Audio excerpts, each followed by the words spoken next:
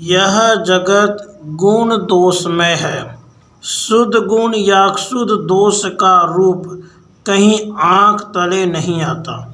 गुण में दोष मिला हुआ है और दोष में गुण मिला हुआ है। यथा विधि पर पंच गुण अवगुण साना। मानुषी बुद्धि इसके वर्गीकरण में सर्वथा असमर्थ है। रसायन शास्त्र में भी इनका विश्लेषण नहीं हो सकता। अतः गोस्वामी तुलसीदास जी कहते हैं, गनि गुण दोष वेद बिलगाय। इस गुण दोष से सने हुए परपंच में से गुणों और दोषों का वर्गीकरण वेद आदि शास्त्रों ने किया। अतः इनका निर्णेता वेद आदि शास्त्र हैं। कहना नहीं होगा कि प्रचलित मतांतरों ने भी रूपांतर से उसी निर्णय को स्वीकार किया है, परंतु इस समय जबकि ईश्वर पर विश्वास करना असभ्यता तथा बर्बरता का द्योतक माना जाता है, वेद आदि शास्त्रों की कथा ही क्या है। आज छोटी से छोटी बातें विवाद का विषय हो जाती हैं। शब्द तथा उनके अनादि सिद्ध अर्थों में स्वेच्छाचारिता का बोलबाला हो रहा है। रुचि के अनुसार गुण दोष की कल्पना की जा रही है। उसके अनुसार ही वेद आदि शास्त्र भी निर्दयता के साथ तोड़े मरोड़े जा रहे हैं। ऐसी स्थिति में हिंदू संस्कृति जैसे जटिल तथा गंभीर विषय पर विवाद उठना इस समय कोई आश्चर्य की बात नहीं है। यह प्रश्न उठना स्वाभाविक ही है कि हिंदू संस्कृति क्या है और उसके शुद्ध रूप का दर्शन किस उपाय से संभव है। प्रकृत जिज्ञासु के लिए इसका उत्तर कुछ बहुत कठिन नहीं है। इस समय जितनी संस्कृतियाँ प्रचलित है उनका जन्म 2500 वर्षों के भीतर का है। इससे पहले की संस्कृति ही शुद्ध हिंदू संस्कृति है और उसके वर्णन से संस्कृत का भंडार भरा हुआ है, पर जनता उससे यथेष्ट लाभ नहीं उठा सकती, क्योंकि व्याख्याता की विप्रलिप्सा से उसमें भी अर्थ का अनर्थ किया जा सकता है। परंतु श्री रामचरितमानस हिंदी में है। वह नाना पुराण निगमागम सम्मत है। उसे सभी संप्रदाय के लोग आदर के दृष्टि से देखते हैं। उसमें कथा भी उस समय की है जबकि इन विभिन्न संस्कृतियों का गंध भी नहीं था, जिनके कारण से हिंदू संस्कृति विप्रतिपत्ति का विषय हो रही है। उसके नायक मर्यादा पुरुषोत्तम श्री रामचंद्र हैं, जिन्हें संसार आदर्श नरपति रूप से स्वीकार करता है, और उसके रचयिता ऐसे वितराग महात्मा हैं जिन पर पक्षपात, विप्रलिप्सा तथा स्वार्थपरायण आदि दोषों का आरोप नहीं किया जा सकता। अतः श्री रामचरितमानस ही एक ऐसा ग्रंथ है जिसमें हिंदू संस्कृति के विशुद्ध रूप का दर्शन बड़े आसानी से हो सकता है। उसमें उपादेय रूप से जिस भांति हिंदू संस्कृति का कथन है, उसी भांति हे रूप से लंका की संस्कृति का वर्णन तथा कली खल अग अवगुण कथन भी है। अतः उसकी उक्तियों में हिंदू संस्कृति निखरी हुई सी दिखाई पड़ती है। सुतराम हिंदू संस्कृति के सम्यक ज्ञान के लिए मैं श्री रामचरितमानस के अध्ययन के लिए अनुरोध करूँगा। यहाँ पर तो उसका अधूरा स्थूल मानचित्र भी देना कठिन है। श्री रामचरितमानस में दो समृद्ध देशों का विशेष रूप से वर्णन है, एक श्री अयोध्यापुरी का और दूसरा लंकापुरी का। अयोध्यापुरी का राज्य वंश परंपरागत है और उसके शासक रघुवंशी क्षत्रिय हैं, जिनका प्रजा पालन सब धर्म है। उनके शासन में आधुनिक वादों के सभी गुण थे और दोष एक भी नहीं। उनकी प्रजा स्वतंत्र होने पर भी सनात थी। राजा प्रजा का आराधन करता था। उसके हृदयत भावों को दूतों द्वारा जानकर उनकी तुष्टि के लिए अपनी प्राण प्रिया सती साम्राज्य को त्याग सकता था, और प्रजा राजभक्ति राजा के लिए अपने प्राणों को निछावर करने के लिए प्रस्तुत रहती थी। शासक ने धर्म भावना इतनी प्रबल बना रखी थी कि लोग पाप से भयभीत रहते थे। अपराध या विरोध की प्रवृत्ति भी उनमें नहीं थी। वहाँ एक ही आंदोलन चलता था कि मन को जीतो। अतः जेल खाना रहने पर भी वहाँ कैदी नहीं थे, न्यायालय रहने पर भी मुकदमे नहीं थे। यथा दांड जतिन कर भेद जहाँ नर्तक नृत्य समाज, जितहूँ मन ही सुनय अस रामचंद्र के राज। सब नर करहीं परस्पर प्रीति, चलहीं सब धर्म निरत श्रुति रीति। सब लोग अपना अपना काम ईश्वर अर्पण बुद्धि से करते थे, फल की कामना से नहीं। अतः बिना मूल्य दिए भी बाजार में सौदा मिलता था। वस्तु बिनु गत पाइए। कोई भी नया काम करने के पहले राजा प्रजा से सम्मति ले लेता था। यहाँ तक कि श्री रामचंद्र ऐसे पुत्र को गद्दी देने के लिए महाराज दशरथ प्रजाजनों से कहते हैं, जो पाँच ही मत लागनी का, करहूँ हर से ही राम ही टीका। प्रादेश मात्र कहकर अब मैं विरोधी संस्कृति लंका के संस्कृति का रूप कुछ दिखलाता हूँ। लंका के शासक बड़े विद्वान ब्राह्मण रावण थे, अतः राज्य शासन उनका स्वधर्म नहीं था। लंका उनकी पराक्रम अर्जित थी। उन्होंने भी अपने समाज को सुखी कर रखा था। संपूर्ण संसार को लूटकर उन्होंने सोने की लंका बना रखी थी। चाकी राख्यो राशि सब जांगर जहान भो। वे अपनी राय से राज्य करते थे, मंत्री की भी नहीं सुनते थे। राजा को मंत्री चाहिए, इसलिए मंत्री रख छोड़ा था। भुज बल विश्व वश्य करी, राखेसी को न स्वतंत्र। मंडलिक मणि रावण राज, करई निज मंत्र। सम्राट रावण वेद पुराणों को विद्रोह आत्मक समझते थे, अतः उनसे बहुत चिढ़ते थे। जिस भांति धर्म निर्मूल हो वैसे ही नित्य नई आज्ञा निकाला करते थे।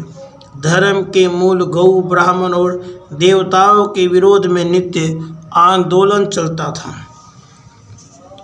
जेहि विधि होई धर्म निर्मूला, सोई सब करहि वेद प्रतिकूला। जेहि जेहि देश धेनु द्विज पावहि, नगर ग्राम पुर आग लगावहि।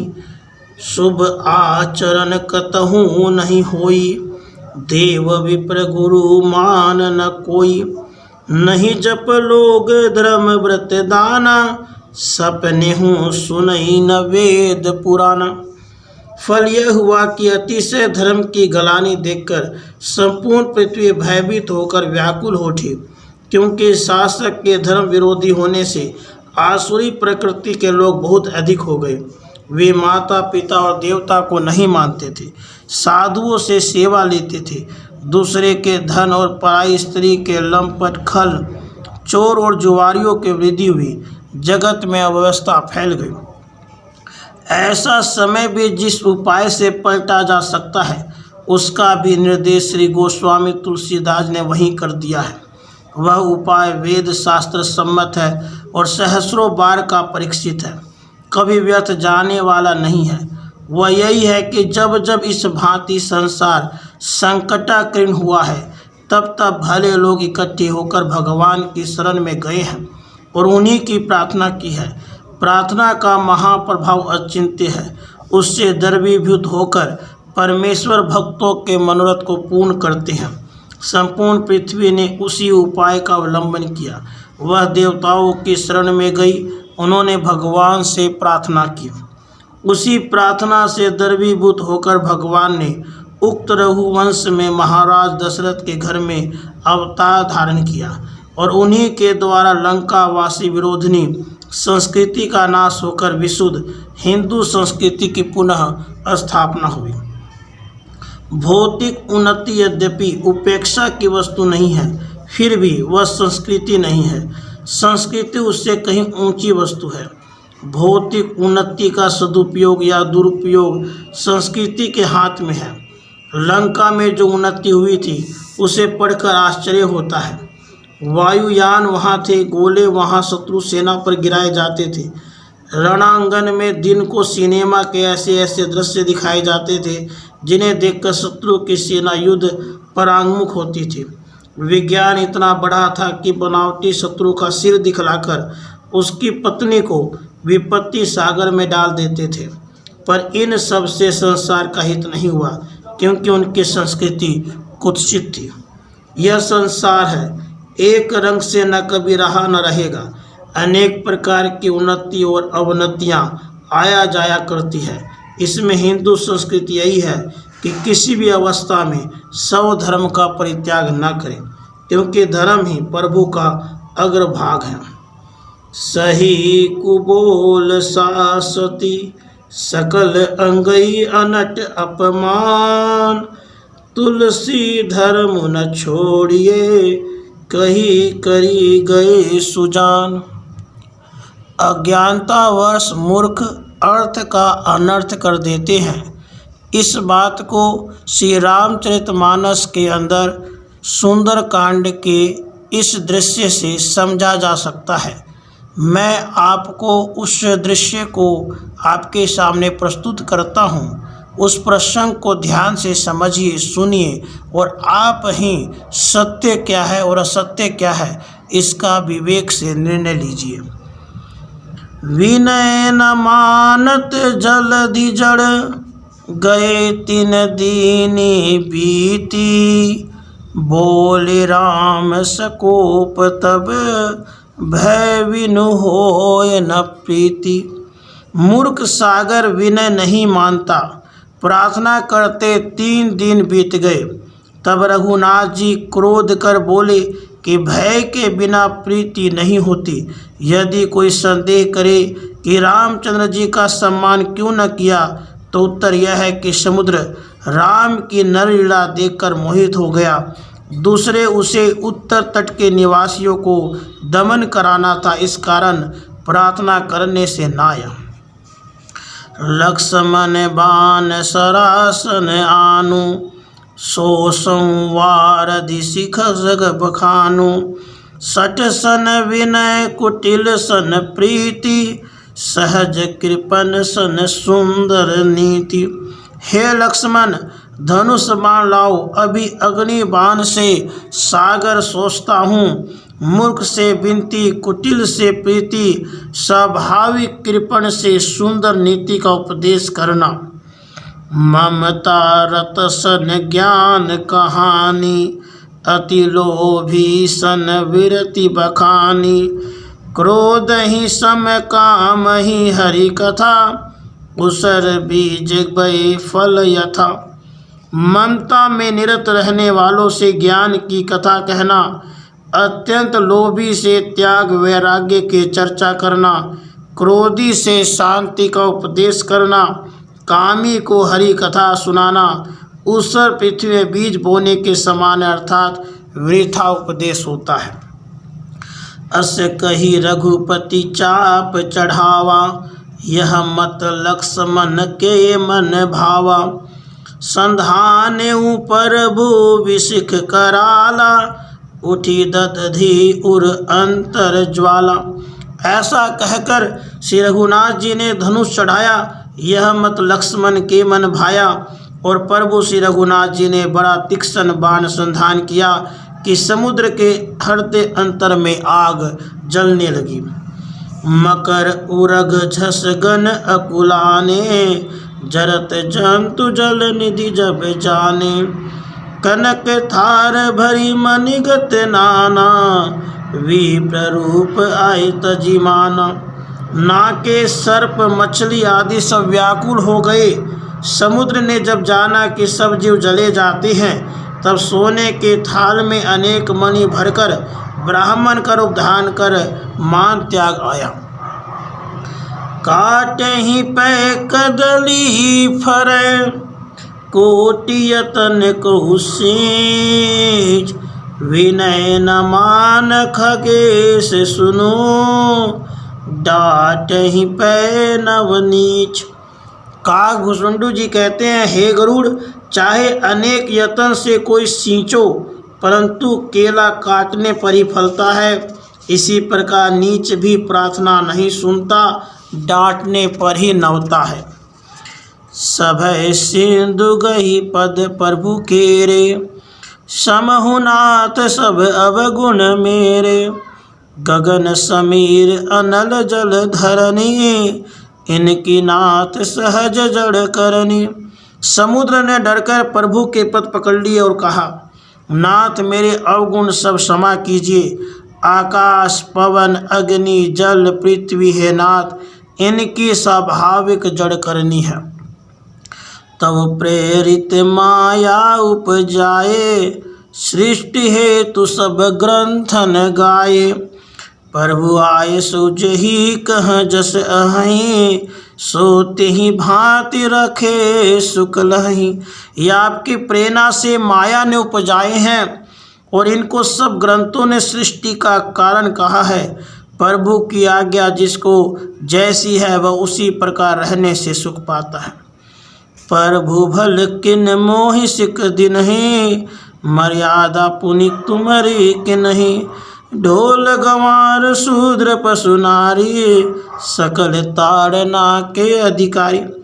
प्रभु ने अच्छा किया जो मुझे शिक्षा दी, यह मर्यादा भी फिर आप ही की हुई है। जो जैसे हैं उनसे वैसा ही किया जाए, अतः मर्यादा के कारण मैं प्रथम उपस्थित न हुआ। हे महाराज, ढोल गंवार शूद्र पशु और स्त्री ये सब शिक्षा के अधिकारी हैं। प्रभु प्रताप में जाव सुखाई उतर ही कटक न मोरी बड़ाई। प्रभु आज्ञा अपेल श्रुति गाई करहूँ सो बेगी जो तुम ही सुहाई। प्रभु के प्रताप से मैं सुख जाऊंगा, कटक उतर जाऊंगा, परंतु इसमें मेरी बड़ाई न रहेगी। वेद कहता है आपकी आज्ञा अमिट है, इस कारण जो आपकी इच्छा है वह शीघ्र कीजिए। सुनत विनीत वचन अति कह कृपालु मुस्काए। जेहि विधि उतरे कपि कटक तात सकहु उपाय। यह सागर के अत्यंत नीतियुक्त वचन सुनकर कृपालु श्री रामचंद्र जी मुस्कुराकर बोले, हे तात, जिस प्रकार वानरों का कटक उतरे वही उपाय कीजिए। इस उदाहरण से प्रस्तुत है कि कई अज्ञानी अर्थ का अनर्थ कर देते हैं। यहाँ पर जो आपके सामने चौपाई प्रस्तुत की गई उसमें समुद्र ये भगवान श्री रामचंद्र जी से ये कहता है कि मुझे भी आपने शिक्षा दिया, वैसे ही ढोल गंवार शूद्र पशु और नारी ये भी शिक्षा के अधिकारी हैं। अर्थात जैसे मुझे शिक्षा दिया गया ऐसे ही इनको भी शिक्षा दिया जाना चाहिए, अर्थात ये शिक्षा के अधिकारी हैं। तो सही अर्थ में सही चौपाई का अर्थ समझना ज्ञान की बात है। अज्ञानता में हम अर्थ का अनर्थ लगा देते हैं। इसलिए मैं मानता हूँ श्री रामचरितमानस हिंदुओं का हृदय है और हिंदुओं के हृदय में श्री रामचंद्र जी बसते हैं और रामचरितमानस के अंदर भी श्री राम जी बसते हैं, सीता जी बसती हैं। इसलिए हमें हमेशा श्री रामचरितमानस को हृदय से लगाना चाहिए। उठते बैठते खाते पीते श्री रामचरितमानस का पाठ और स्मरण करते रहना चाहिए। जय श्री राम। राधे कृष्ण, राधे कृष्ण।